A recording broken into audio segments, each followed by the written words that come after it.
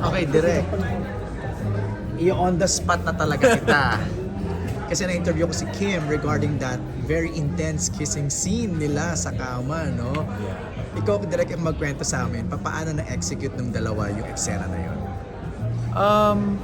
Siyempre, kinausap ko sila dalawa.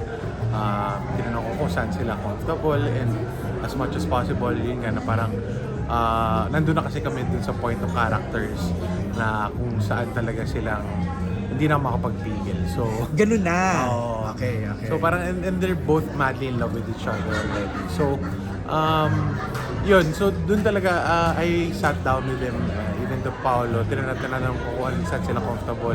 And ginawa namin siya step by step talaga. Okay. Na kung saan lang yung pwede yung hands and everything. Okay. I just wanted to be very intimate.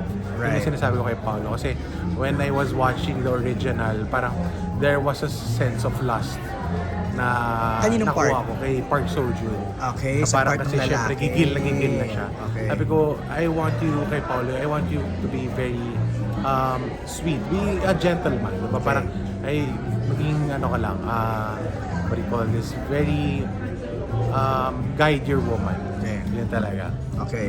Si Kim naman, paano siya nag-respond? Si Kim game naman talaga. Full trust and tiwala naman sa amin dalawa ni Paolo. Okay, Na okay. parang whatever the scene is needed, game si Kim to do it. Oo. Ang comment kasi ng mga tao, nagmukha daw siyang natural. Totoo. Oo. Yeah. Ikaw, direct, nung nakikita mo sa monitor, Yes. Oh, well, that's the goal naman talaga na we as filmmakers and artists to show the audience that this is what happens in real life.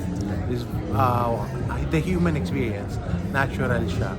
So parang anong nababalitaan ko na ganun yung takeaway ng mga tao dun sa scene na yun. Super natuwa ako, especially for Kim and Pao, na nailabas nila yung very natural na acting. ilang take yun, direct? Yung bed scene ba? I think the whole bed scene we shot for 3 hours. So yung simula ng eksena, parang twice lang, one take lang pala yun. Okay. Yung sa bed, siguro multiple. Multiple takes. Kasi syempre multiple angles din and That's everything. right. That's right. Oo. Mahirap ba yun para sa mga artista na ilang takes, ulit-ulitin nila? Oo, may mga joke pa nga na hindi na lang magiging sila na gano'n. Totoo ba? Pero halatang joke naman na yun. Sino nag-joke nun, direct? Sino ba? Hindi ko maalala kung si Kim or si Pao. Pero isa sa kanila. Oo, tapos parang, yun nga, parang sa sobrang daming beses na namin ginagawa, wala na. So parang hindi na sila affected dun sa ano. Right.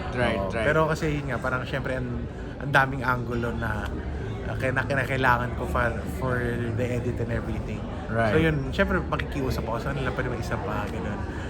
Pumapayag naman. Pumapayag naman. Sobrang Okay. supportive naman sila sa akin. Direk, ano lang pakiramdam mo na you are ending the show with so much bang and so much accolades? Grabe, as in like, hindi ko nga in-expect. As in, nagulat na lang ako na patapos na pala kami. Parang, ang bilis ng oras. Tapos parang super disbelief lang ako na ganun ka, hindi ko in-expect talaga na ganun ka warm yung pagtanggap sa amin Right. sa adaptation. Right. Na parang, syempre, we gave our best and everything kasi pressure naman talaga doon sa adaptation ng series. But, sabi namin, we will do this, we'll just give justice to the story. We will make our audience happy. So parang,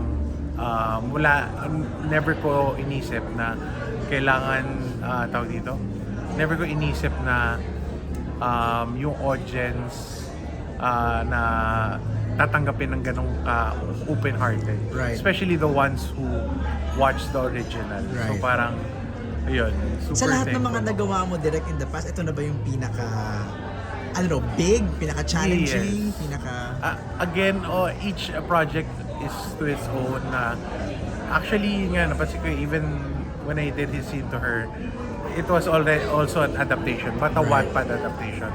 So, to each, meron talaga siyang challenges. Pero siguro in a way, since What's Wrong with Secretary Kim is adapted to a world-renowned series that was made already. Siguro yes, mas dagdag pressure talaga siya. And super thankful ako dun sa actors ko, ni Kim and Paolo and everyone, the ensemble cast and my staff for all the support and trust that they gave for us to give justice to this adaptation. Okay, last question. From someone who has been working with them, seeing them almost every day or week after week, ang tanong ng lahat ano ba sa tingin mo? Sa tingin mo ba nagiging close na yung dalawang yan? Ang pinakadiretsahang tanong nga is, sa tingin mo ba direct sila na? Nagliligawan ba? Ano ba? Ako I feel that very na-close naman talaga sila. Okay. Na parang yung professionalism nila parehas. Parang they bring out the best in each other. Okay. Kahit sabi mong somewhat they are opposites. Their personalities. Si Pao very tahimik lang, to himself. Nailalabas ni Kim yung kakulitan kay Paolo. And the same kay Kim. So parang they opposites attract siguro. Tapos for me talaga they bring out the best in each other. Pero sila na, sa tingin mo direct. Ano ba? Anong Si basa Kim mo? nung sasagot at si Pao. Aalis sila, magdo-Dubai sila bukas Oo. I think matagal pa ang tatahakin ng Matagal kanilang pa. work relationship and everything. Parang muntik mo nang sabihing relasyon direct muntik ka na madalas Pero sweet ba sila off-cam? Oh, syempre. Do they have like oo. bonding moments? Yes, very, very, sila, tawag dito, pag napapansin ng isa't isa na medyo kulang sa energy, Right. takatakan sila and everything. So yun, very naman sila support. And yun talaga ako, so wala akong masabi sa sobrang pagka-professional nung dalawa. Right. As Pero in. I don't wanna put you on the spot direct, Yeah, pero yeah. baka meron ka lang nakita na may mga moments ba na nasa tagilid lang sila, nag-uusap, sila lang. Parang may ganun ba silang mga moments? Madami madami. silang moments.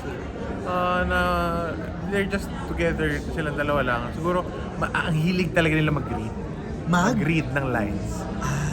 Parang lines tayo, ganyan. As in, lagi yan. Sinong na parang- nagyayaya? Pao. Si Pao Si Pao lagi. lang. Si Pao lagi yan. As in, talagang lines tayo. Okay. Minsan, hindi ko na kailangan sa kanila sila, kusa na sila. Okay. Makikita ko na lang sila sa tabi, nagre-rehearse na sa sarili nila. Okay. Ganun. Ako may naalala ko direct, on the spot ka, as in question ko. Sige. I heard somewhere that may mga moments daw, pack up na ng maaga si Paolo pero hindi daw umaalis at hinihintay na matapos si Kim. Is that true? Oo, totoo naman yun. Parang vice versa si Kim din naman. Okay. Nihintay si Pao. Parang rin naman siguro yun. Kasi respect or courtesy lang talaga na support. Courtesy o parang sweetness. Well, Hinahatid daw? oo. Totoo ba yun? Natin niya sa car. Siya Hindi very pa uwi sa gentleman. bahay? Parang hindi. Parang wala siya. Kasi they always have two Kasi cars. pwede namang umuwi na si Pao pero bakit hinihintay pa niyang matapos? As a gentleman, yun si Paolo. As in like, Ah. kudos talaga iba. Sobrang gentleman niya. Okay. Parang rin naman si Kim din naman pag alam niyang onti na lang yung kukunan namin, he waits for Paolo talaga. Right. Oo. Okay, direct. Sige na. Baka pawisan ka na Sige po.